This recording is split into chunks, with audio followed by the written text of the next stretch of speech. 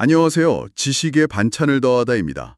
이번 오디오북에서는요, 요즘 정말 많은 분들이 관심을 가지시는 것 같아요. 온라인 창업, 또 온라인 부업, 특히 아마존으로 진출하는 중소기업이나 개인 셀러분들 점점 많아지고 있잖아요. 네, 그래서 아마존 창업에 관심 있으신 분들이 읽으면 좋을 책, 교보문고 MD 추천 도서로도 선정됐다고 하던데요. AM존 제휴 마케팅 앤드 드롭시핑, 이 책의 핵심 내용을 좀 나눠볼까 합니다. 아, 네. 이 책 말씀이시죠? 저자분이 좀 독특해요. 호주 변호사 출신이신데 IT랑 법을 한 15년 넘게 다루셨고요.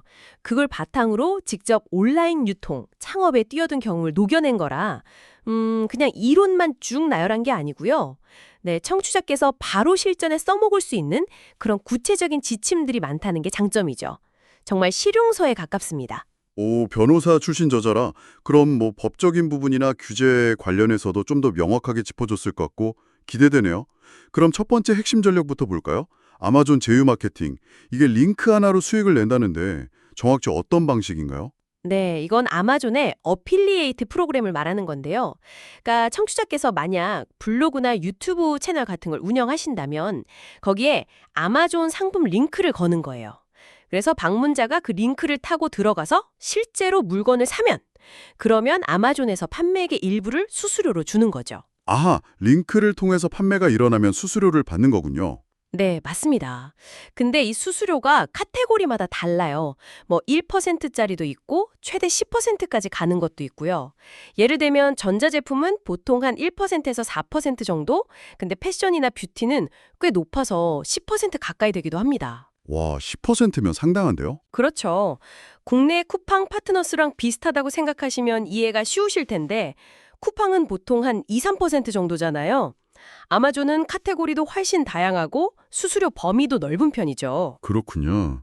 그럼 이 책에서는 뭐 단순히 가입하고 링크 만드는 법, 이런 기초적인 거 말고 실제 수익을 좀 내려면 어떻게 해야 하는지, 뭐 그런 전략 같은 것도 다루나요? 어떤 콘텐츠를 만들어야 한다든지. 아, 당연하죠. 그게 중요하잖아요. 그냥 링크만 띡 올려놓는다고 되는 게 아니니까요. 예를 들어서 뭐 친례도 높은 리뷰 콘텐츠나 아니면 제품 활용법 같은 유용한 정보 안에 자연스럽게 링크를 넣는 방법들. 그리고 혹시라도 계정이 정지되거나 할 때 어떻게 대처해야 하는지 뭐 그런 실질적인 문제 해결 팁도 있고요. 또 어떤 키워드를 써야 검색에 잘 걸리고 사람들이 클릭을 많이 할지 이런 노하우들을 저자 경험을 바탕으로 상세하게 설명해 줍니다. 네. 그냥 하는 법만 알려주는 게 아니라 운영 노하우까지 알려준다니 좋네요. 자, 그럼 다음은 드롭시핑인데요. 이건 제휴 마케팅이랑 좀 다르게 직접 판매하는 건데 재고가 없다는 게 진짜 매력적이네요. 초기 자본 부담이 확 줄어드니까요.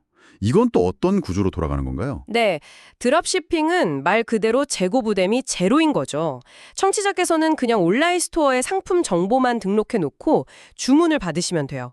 그러면 실제 상품을 가진 공급업체, 뭐 제조사나 도매상이 되겠죠? 그쪽에서 구매자한테 바로 물건을 보내주는 방식입니다. 아, 그러니까 저는 중간에서 주문 처리랑 마케팅만 하면 되는 거군요. 포장이나 배송은 신경 안 써도 되고. 그렇죠. 바로 그겁니다. 재고 관리, 포장, 배송 업무에서 완전히 자유로워지는 거예요. 판매자는 딱 마케팅이랑 고객 응대에만 집중할 수 있죠. 국내에서는 뭐 스마트 스토어나 쿠팡에서도 위탁 판매라는 이름으로 비슷하게 할 수 있고요. 보통 도매국 같은 데서 공급처를 찾죠. 근데 이 책에서는 특히 해외 시장을 많이 강조해요. 알리익스프레스나 알리바바 같은 데서 상품을 찾아서요. 아마존, 이베이, 쇼피 같은 글로벌 플랫폼에 올려서 미국이나 유럽 소비자들한테 파는 거죠. 전 세계를 상대로요. 와, 재고 없이 글로벌 셀러가 될 수 있다니 진짜 솔깃한데요. 근데 이게 공급처가 해외에 있으면 배송 시간이라든지 또 고객 응대나 반품 처리 같은 게 훨씬 복잡할 것 같은데요? 맞아요. 바로 그 점들을 많이들 걱정하시죠. 그래서 이 책이 더 유용한 것 같아요. 해외 배송할 때 생길 수 있는 통관 문제나 나라마다 다른 세금 문제, 그리고 특히 반품이나 환불 요청 들어왔을 때 이걸 어떻게 좀 체계적으로 대응해야 하는지 그런 구체적인 가이드라인을 제공하거든요. 뭐 배송 대행지는 어떻게 활용하는지, 공급업체랑 책임은 어떻게 나눠야 하는지, 플랫폼별로 반품 정책은 어떤지 분석해주고요. 아, 단순히 할 수 있다가 아니라 이런 문제가 생기는데 이렇게 해결하면 된다. 이걸 알려주는 거군요. 네, 정확합니다. 현실적인 어려움과 해결책을 같이 제시하는 거죠. 해외 판매. 특히 아마존 수출은 기회도 크지만 정말 신경 쓸 게 많겠어요. 배송, 세금 말고 또 주의할 점이 있을까요? 일단 아마존에서 어떻게 팔 건지 그 방식부터 정해야 해요. 아마존 물류 창고에 상품을 미리 보내놓고 아마존이 포장, 배송, CS까지 다 해주는 FBA 방식이 있고요. 아니면 판매자가 직접 주문 처리하고 배송하는 FBM 방식이 있어요. 각각 장단점이 뚜렷하거든요. FBA가 편하긴 하겠네요. 근데 수수료가 좀 들겠고 FBM은 직접 해야 하니 번거롭겠고요. 그쵸. FBA는 편리함 대신 비용이랑 재고 관리 부담이 있고 FBM은 유연하지만 손이 많이 가죠. 본인 상황에 맞게 선택해야 하고요. 또 하나 정말 중요한 게 아마존에서 팔면 안 되는 품목들이 있어요. 금지 품목이나 제한 품목. 예를 들면 특정 식품이나 의약품, 또 위험물로 분류될 수 있는 배터리 같은 거요.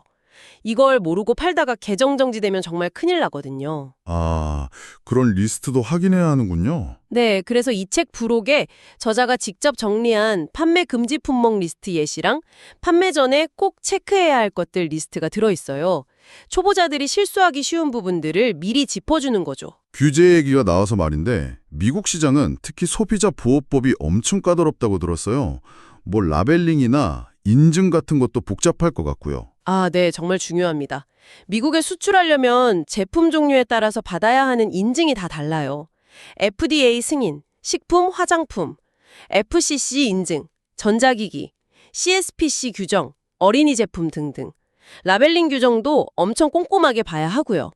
그리고 아까 말씀드린 것처럼 반품 정책이나 고객 불만 처리 절차도 미국 소비자법 기준에 맞춰서 잘 준비해야 합니다. 와, 정말 알아야 할 게 한두 가지가 아니네요. 네, 그래서 이 책에서는 이런 복잡한 규제들을 어떤 절차로 확인하고 준비해야 하는지 단계별로 좀 안내를 해주고 있습니다. 들어보니까 이 책은 뭐랄까 그냥 아마존으로 대박 나세요 이런 게 아니라 실제 뛰어들었을 때 부딪힐 수 있는 문제들이랑 그걸 어떻게 해결할지 정말 현실적인 조언을 담은 안내서 같다는 생각이 드네요. 네, 정확히 보셨습니다. 국내 온라인 셀러분들이 막연하게 생각만 하던 해외 시장 진출, 그중에서도 아마존이라는 큰 플랫폼을 어떻게 활용할 수 있는지 그 구체적인 방법과 다리를 놓아주는 역할을 한다고 볼 수 있어요. 꾸준히 달러 수익을 만들고 싶으시거나 초기 자본 없이 온라인 사업을 한번 시작해보고 싶다거나 아니면 기존 사업의 수익 모델을 좀 다각화하고 싶다 이런 고민을 하는 청취자시라면 이 책에서 제시하는 제휴 마케팅이나 드롭shipping 전략을 통해서 한번 현실적인 가능성을 찾아보실 수 있을 겁니다. 네, 오늘 말씀 감사합니다. 청취자분들께 많은 도움이 되었으면 좋겠네요. 조지 에디슨이 이런 말을 남겼죠. 실패란 무언가를 시도하지 않는 것이다. 그렇죠. 이 책에서 다루는 방법들도 처음에는 좀 낯설고 복잡하게 느껴질 수 있어요. 하지만 모든 작은 시도부터 시작해보는 게 중요하지 않을까요? 완벽하게 준비될 때까지 기다리기보다는 일단 부딪혀보면서 배우는 거죠. 네, 실패를 두려워하지 않는 하루가 되시길 바랍니다.